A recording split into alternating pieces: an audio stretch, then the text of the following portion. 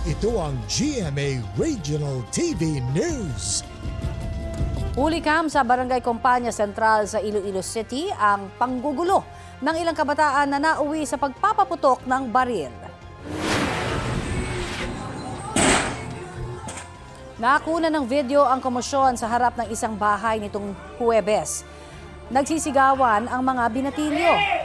Ayon sa pulisya, ilang beses na nagpaputok ng baril ang mga kabataan. Sugatan ng isang babaeng 20 anyos matapos tamaan ng bala sa tagiliran.